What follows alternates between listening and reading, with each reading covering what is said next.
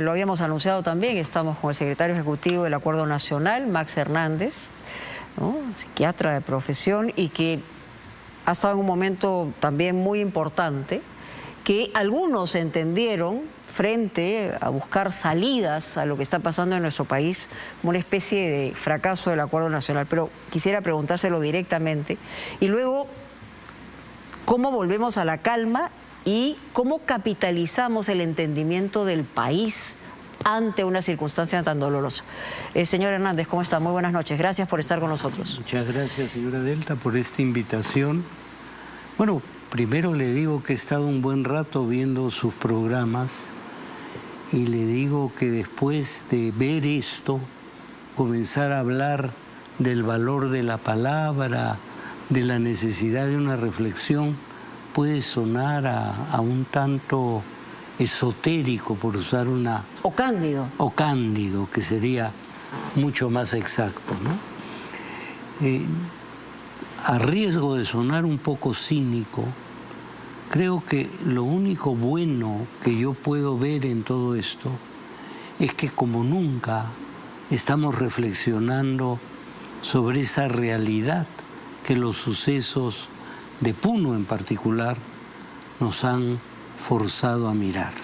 Y yo le preguntaba inicialmente esto porque justamente con el presidente del Consejo de Ministros, él intentó una rectificación cuando yo afirmaba que probablemente estamos en uno de los peores momentos de nuestro país en cuanto a enfrentamiento. Me recordaba Sendero Luminoso y el terrorismo. Y yo le decía que ahí conocíamos de alguna manera cuál era el enemigo. Y aquí estamos hablando entre peruanos, o sea, es decir, no estamos hablando o no deberíamos estar hablando de enemigos. Efectivamente hay instigadores y hay niveles y factores que podemos analizar.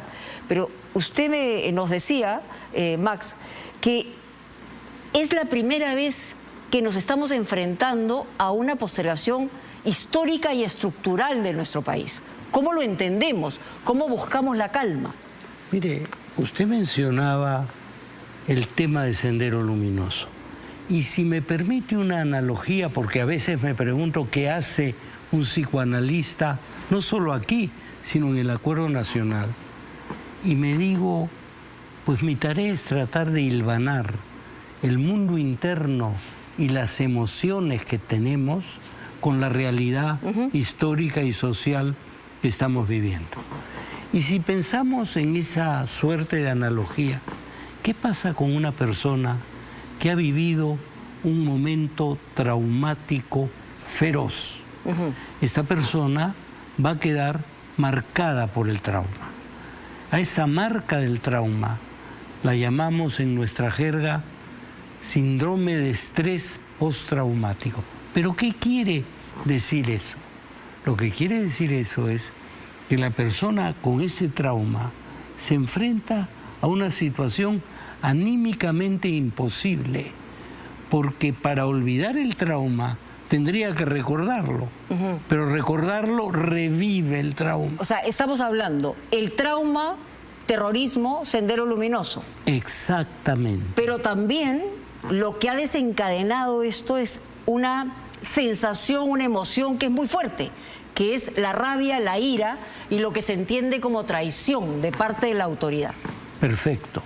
Entonces, si tenemos que esto es, comparando al individuo con nuestra sociedad, la resurgencia de un trauma que tenemos que procesar, porque se derrotó a Sendero, pero no se procesó el trauma de Sendero. Entonces, lo que yo creo que ha dejado el trauma es una suerte de sensación de precariedad, de que no nos logramos recomponer del todo, que no logramos reorganizarnos como una comunidad compartida. Sí. Pero, digamos, en este momento lo que ha habido es... se ha generado una fractura mayor. No es que no hayamos estado fracturados, porque muchas veces, y quizá le pongo en primera persona, nosotros desde aquí probablemente no entendemos lo que genera una ira que embalsa de tal manera que lo que logra al final es tener una posición absolutamente irreductible, como la que hoy tienen. Si no renuncia la señora presidenta, no hay manera. O sea, es decir, una posición en la que yo no quiero negociar nada. Mire, creo que lo ha dicho con absoluta claridad. El punto es que hay una pluralidad tan grande de demandas, y demandas que pertenecen a momentos históricos tan distintos, donde se juega la herencia colonial, los remanentes de lo que podríamos llamar el viejo estilo de hacer política, con las nuevas necesidades, con la fuerza de la gente joven, con los emprendedores que creen que están conquistando el mundo, pero tienen una noción de su propia fragilidad. Entonces, al no poder tener una demanda articulada, lo único que queda es la rabia. Entonces yo me uno... Pero la rabia es capaz de todo. De todo, pero es capaz de todo, pero la rabia de lo único que no es capaz es de construir. La rabia destruye. Entonces, ¿qué es lo que creo que nos está pasando? La rabia nos lleva a decir que se acabe todo. Porque mire, construir toma tiempo, destruir no toma ni un segundo. ¿Cuánto me tomaría construir este estupendo edificio de Latina? Y 3 bombazos lo pueden tirar abajo. Y ustedes han sufrido esto. Así es. Entonces, la destrucción permite una sensación de omnipotencia en quien destruye. ¡Bum! Tiré abajo, me vengué. Ahora bien, lo que pasa es que estamos enfrentando 2 cosas muy graves. Resentimientos seculares y comprensibles como resentimientos, y si pensamos en la palabra resentimiento, queda clarísimo, resentir significa volver a sentir y volver a sentir y volver a sentir. Y del otro lado, el resentimiento envenena. Envenena. El resentimiento carcome. Pero ¿cómo logramos sentar en una mesa, ¿no?, y que se ponga en evidencia el resentimiento que hoy está a flor de piel de muchísimos peruanos y construimos un liderazgo que sea capaz de entender también ese resentimiento? Pero para poder entender ese resentimiento, nosotros tenemos que dejar de lado los reflejos de desprecio, de desdén, de no los entiendo, qué quieren, están locos, no entienden nada. Y de ahí viene que ellos reaccionen como, a mí no me digas terrorista, es decir, nosotros somos aymaras, somos quechuas, hay que entendernos de otra manera. O sea, digamos que por ahí viene la cosa. Por ahí, por supuesto. Mire, lo que pasa es que este movimiento de reclamos seculares ha encontrado un liderazgo canallesco en la gente que quiere impulsar un caos.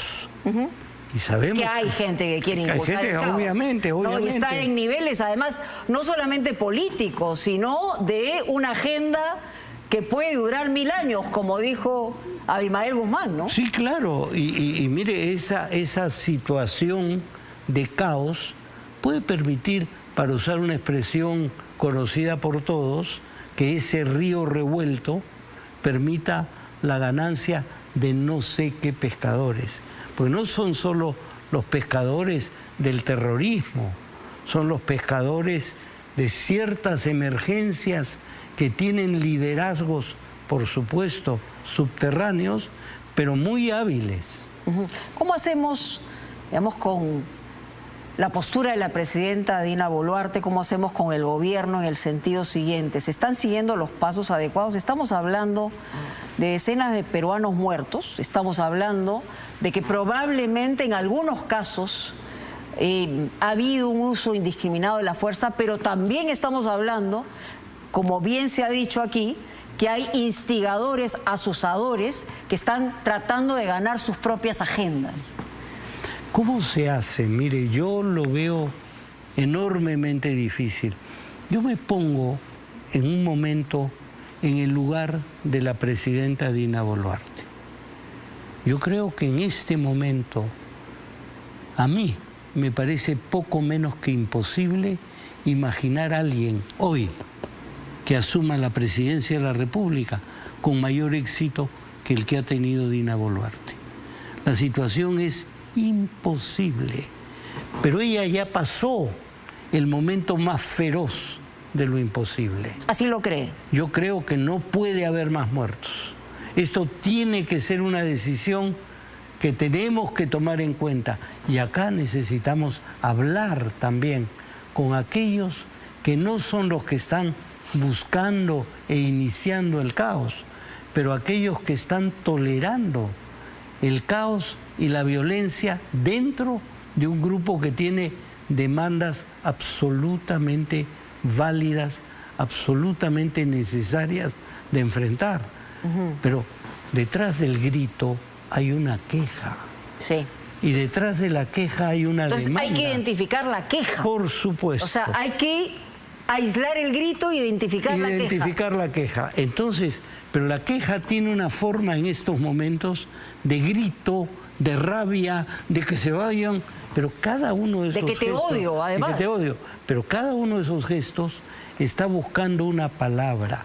Y si creemos que vamos a enfrentar esa palabra todavía desconocida por quienes están demandando con solamente la palabra del poder, la palabra de la fuerza, la palabra que va a recurrir a yo reprimo porque esto es brutal y caótico y estoy defendiendo, sí, están defendiendo la estructura del país, estoy de acuerdo, pero no estamos entendiendo cómo descifrar esa demanda.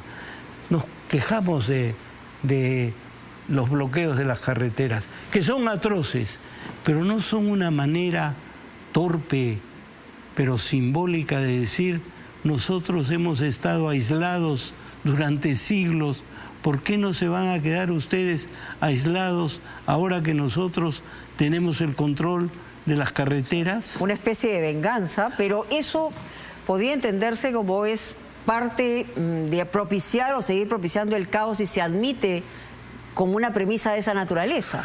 Lo que trato de decir es, entendamos que de repente están queriendo expresar eso, y eso no quiere decir que toleremos que se bloqueen las carreteras, pero si nosotros entendemos que eso es lo que en la jerga psicoanalítica llamamos poner en representación lo que no podemos poner en palabras, de repente vamos a poder dialogar mejor con la gente que está bloqueando las carreteras y tratar de entender que estamos muy aislados desde hace mucho tiempo, los unos de los otros.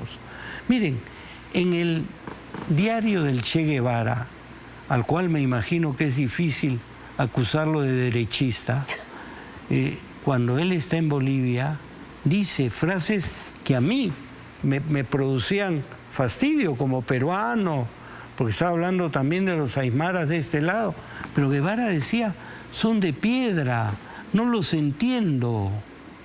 O sea, mire, hay un golfo cultural también. Sí. Ojo, hay muchos aymaras que son... Pero hay que intentar entenderlo. Ah, por supuesto. O sea, en realidad, la pregunta siguiente es, ¿hay alguna posibilidad, después de una explosión de esta naturaleza, más allá de las actitudes que puedan tener, de alguna reconciliación o no? Yo creo que es absolutamente urgente. Y yo no diría si hay una posibilidad o no. Tenemos que construir esa posibilidad. Tenemos que construir eso. Y esta conversación que estamos teniendo, yo no sabía por dónde iba a ir la entrevista, ¿no? Pero, como le decía, miraba la pantalla y lo que veía era una violencia, un deseo de no escuchar, pero a la vez un deseo de que me escuchen. Entonces es terrible. Yo no quiero escuchar, pero exijo que me escuches. Entonces así no hay diálogo posible. Y la palabra diálogo es muy importante entenderla. Sí. No es lo opuesto al monólogo. La palabra diálogo es la construcción de una verdad a través, día a través. Entonces, ¿cómo construimos una verdad? ¿Cómo Lima entiende a las regiones? pero también, por favor, a los gobernadores, yo les diría, también traten de entender al Perú desde su región.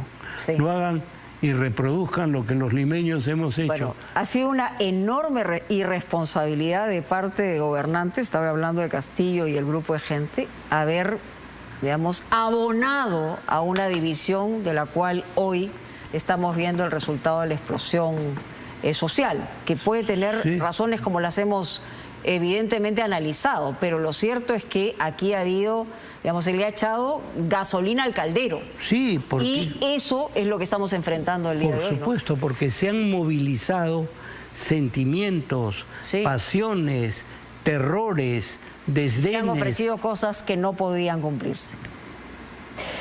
A Max Hernández, como siempre, muchísimas gracias. Nos hace reflexionar a todos en un lenguaje probablemente difícil dentro de la política, pero es importante que hoy nos tratemos de reconocer y a ver de qué manera podemos buscar un terreno al medio de esta confrontación y esta división.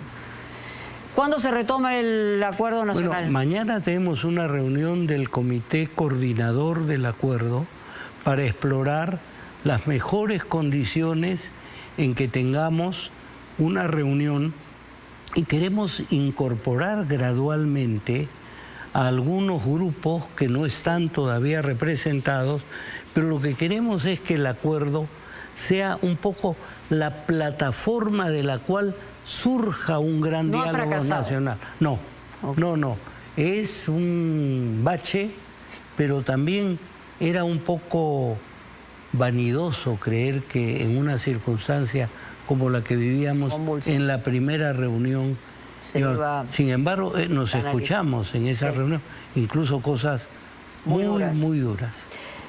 Max Hernández, como siempre bienvenido. Muchas gracias por estar con nosotros. Muchas gracias. Muy gentil, muy importante su reflexión. Y nos vamos a las